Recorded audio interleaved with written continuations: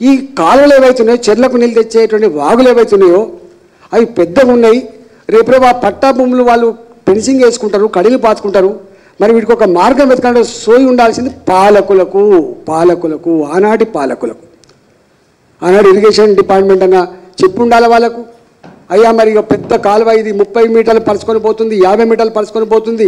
రేపు ఇవన్నీ భూములు చాలా కాస్ట్లీ అవుతున్నాయి. రేపు వీటిలలో మనం ఎక్కడైనా మార్కింగ్ పెట్టాలి, ఇది కాపాడుకోవాలని చెప్పి ఉండి ఎట్లయితే ప్రాజెక్టులు కట్టేటప్పుడు నువ్వు ల్యాండ్ అక్వైరీ చేస్తున్నావో అట్లనే ఈ కాలువలకు కూడా నాలాలకు కూడా ఎక్కడ ఎంత నీళ్ళు వస్తాయి. ఇప్పుడు గోదావరి ఉంది, 22 లక్షల కుసకల వరకు నీళ్ళు వస్తాయి మ్యాక్సిమం. చలో ఎక్కడి దాకా ఎక్కడే పరుచుకొని పోతుంది, అక్కడ దాకా వేస్తావు. కృష్ణానది 13 లక్షల క్యూసెక్ల నీళ్ళు వస్తాయి, ఇక్కడ దాకా పోతుంది. ఈ మూసీ నది ఉంది, ఇది గింత వాటర్ వచ్చే ఆస్కారం ఉంది, దీనికి ఒక గింత విడుతు కాలువ కావాలి.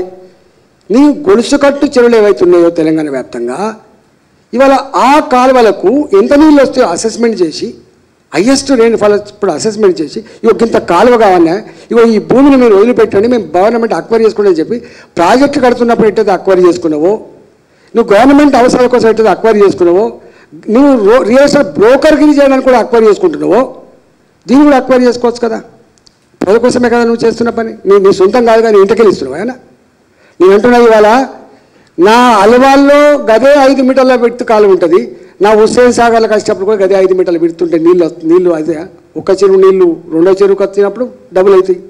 ఇలా గోదావరి ఉంది, ప్రాణత కలిసినప్పుడు గోదావరి పెరుగుతుంది, దాని కింద ఇంకొక వాక్ కలిసి పెరుగుతుంది.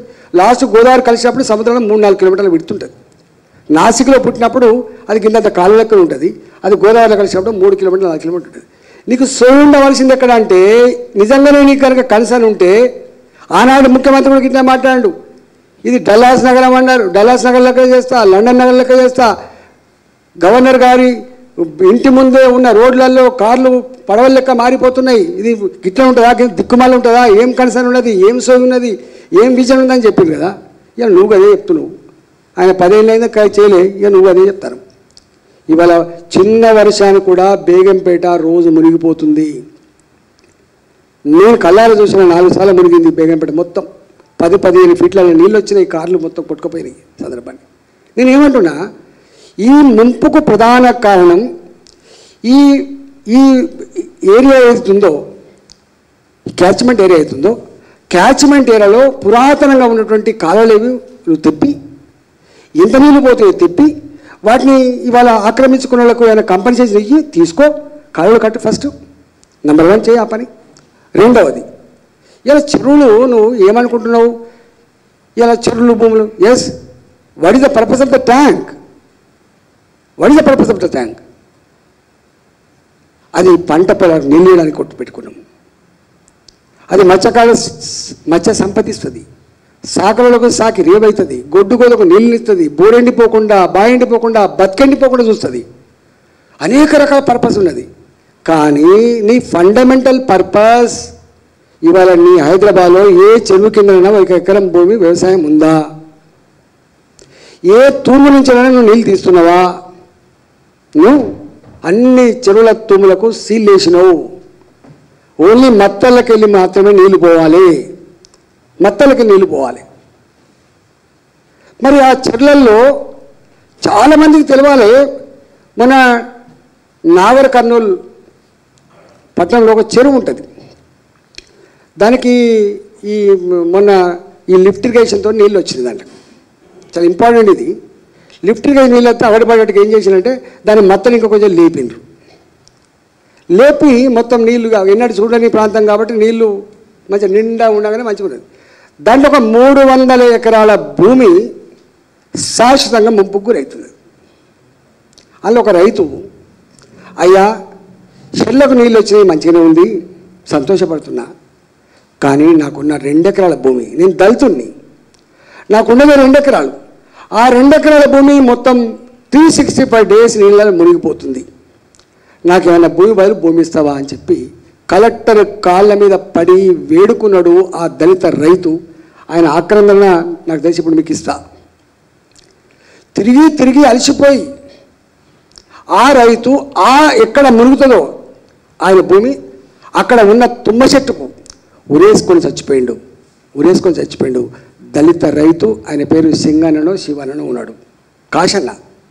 ఆయన పేరు కాశన్న. ఆయన చనిపోయి 1.5 years అవుతుంది.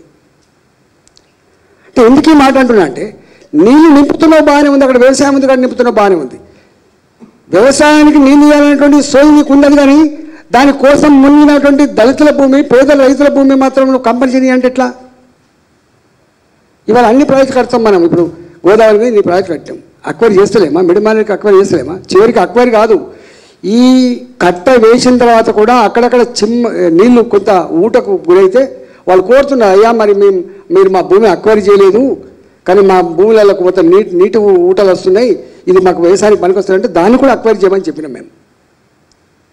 ఇవాళ నువ్వు చేయాల్సింది, ఏ హైదరాబాదులో అయితే 1 ఎకరం కూడా వ్యవసాయం జరుగుతలేదో 365 days నువ్వు ఏం నింపుతున్నావు? పోనీ అదైనా మంచినీళ్ళు నింపుతున్నావు అంటే మంచినీళ్ళు కాదు, డ్రైనేజ్ వాటర్. నా ఉప్పల్ చెరువు కడిపో, ముక్కు మూసుకొని పోతావు. నా షెఫిల్ కూడా చెరువు పో, ముక్కు మూసుకొని పోతావు. నా హుస్సేన్ సాగర్ కొబ్బరి నీళ్ళ లెక్క తయారు చేస్తానని మా ముఖ్యమంత్రి అన్నాడు, ముక్కు మూసుకొని పోతావు. అంటే నీ మురికి నీళ్ళు నింపి దోమలకు, ఈగలకు, గుర్రపు డెక్కకు, కంపు వాసనకు, మా అనారోగ్యానికి కారణమైతే మా భూములు మునగాలని చెప్పి కోరుకుంటున్నా ప్రజలు. ఒకవేళ నిజంగానే నువ్వు అంటే, నేను ఇంతమంది చెప్పాడుగా, కాలువల కోసం ఎట్లయితే నీకు భూమి అక్కరిందో అక్వైరీ చేయి.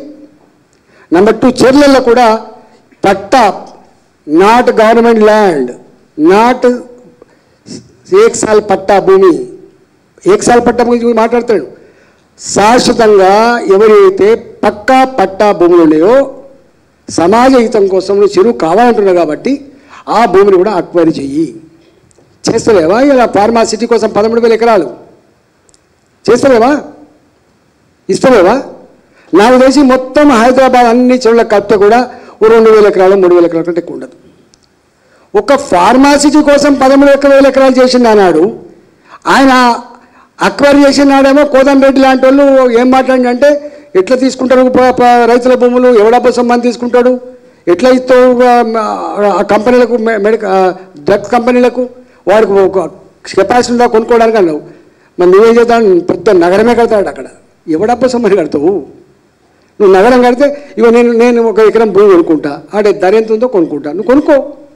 నీకు గవర్నమెంట్ కూడా రియల్ ఎస్టేట్ బ్రోకర్ లాగా పనిచేస్తాను, కొనుక్కో, ల్యాండ్ అక్వైర్ చేసుకో, కొనుక్కో, చేసుకో. కానీ ఎంత దుర్మార్గం అంటే, తెలంగాణ ప్రజలారా ఆలోచన చేయమని చెప్పుకుంటున్నా, నేను ఆలోచన చేయమని చెప్పుకుంటున్నా.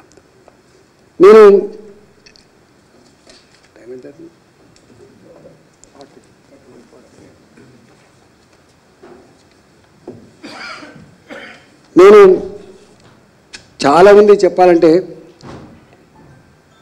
భారతీయ జనతా పార్టీ వాళ్ళు ఒకటి మాట్లాడుతున్నారు, వీళ్ళు ఒకటి ఒకటే మాట్లాడుతారు. భారతీయ జనతా పార్టీ చట్టబద్ధంగా నడవాలని కోరుకుంటుంది, చట్టబద్ధంగా. రెండోది కోరుకుంటుంది, పేదల బతుకుల్లో మట్టి కొట్టద్దని కోరుకుంటుంది. మూడోది కోరుకుంటుంది, అక్రమ నిర్మాణాలకు, అక్రమ ఈ పనులకు కారకులు ఎవరో నిగ్గుతీ, లిస్తి, పనిష్మెంట్ వాళ్ళ దగ్గర రికవరీ చేయి. నేను దమ్ముంటే ఇంతకుముందు చెప్పినట్టుగా మా వాళ్ళు వీళ్ళు తప్పు చేసిన చెప్పడమే కాకుండా తప్పుకు పనిష్మెంట్ కూడా ఇయ్యి. కానీ నువ్వు ఇట్ల పడి అట్లా చేస్తా అంటే కుదిరేది కాదు. భారతీయ జనతా పార్టీ ఎంత గతంలో 6-7 కాలనీలు వచ్చినాయి.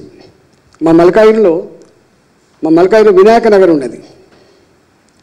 మల్కాయిలో వినాయక నగర్ ఉంటుంది.